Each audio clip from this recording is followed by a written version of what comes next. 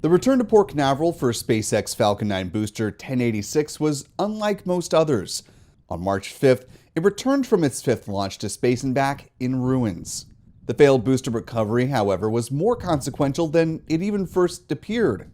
Beyond just losing the booster, it actually caused the Federal Aviation Administration to temporarily ground the Falcon 9 fleet. Let me explain. 3, 2, 1, ignition, liftoff. Go Falcon, go Starlink.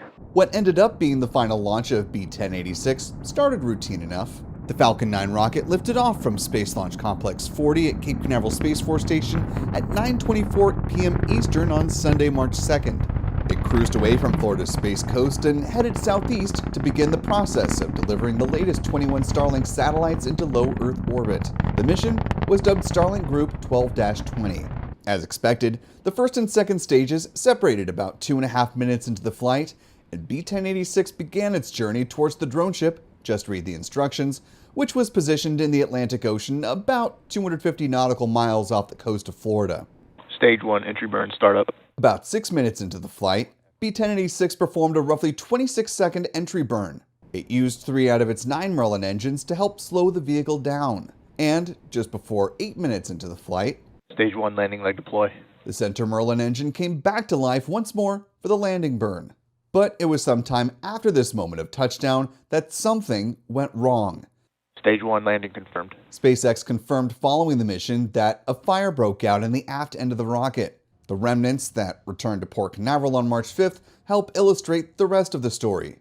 The fire caused enough damage to one of the landing legs that it broke, causing the booster to topple over and be destroyed. In a statement on its website, SpaceX wrote, "While disappointing to lose a rocket after a successful mission, the team will use the data to make Falcon even more reliable on ascent and landing." Kiko Donchev, SpaceX's vice president of launch, wrote in part on X that, quote, "Every failure is an opportunity to learn. This setback will not only improve the reliability of Falcon 9, but of all vehicles at SpaceX."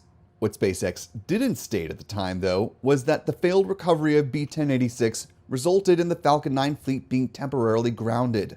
In response to questions from Spaceflight Now, the FAA said in a statement, quote, "The FAA is aware of the anomaly that occurred during the SpaceX Starlink 12-20 mission that launched from Cape Canaveral Space Force Station in Florida on March 2nd.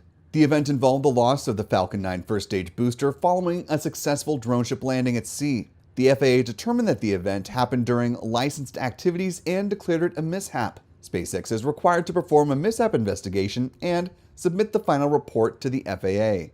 The agency went on to state, the FAA authorized the Falcon 9 launch vehicle to return to flight on March 4th.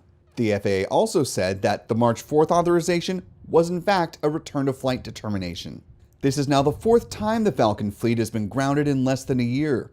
An oxygen leak on the upper stage during the Starlink 9-3 mission in July caused a grounding of more than 2 weeks. Stage 1 landing leg deploy. That was followed by a 3-day flight suspension when B-1062 had a hard landing on the drone ship, a shortfall of gravitas. That was during the Starlink 8-6 mission on August 28th. Then, another upper stage issue during the September 28th launch of the Crew 9 mission prevented the planned deorbit burn and caused the Falcon fleet to be grounded once again. SpaceX was allowed to launch the Hera mission for the European Space Agency in the days that followed because it didn't require a deorbit burn. The FAA authorized a full return to flight for SpaceX on October 11th. That same day, the agency also closed the SpaceX-led mishap investigations into the mishaps from Starlink 9-3 and 8-6 missions. The booster involved in this latest mishap began its flight history in June 2024 when it launched as a Falcon Heavy sidecore on the GOES-U mission. B-1086 went on to launch 2 batches of Starlink satellites and Maxar's 3rd pair of Worldview Legion satellites before the Starlink 12-20 mission. The booster will now go on to be scrapped, but as Donchev said, SpaceX will now take this failure as an opportunity to learn. Reporting from Port Canaveral, Will Robinson Smith for Spaceflight Now.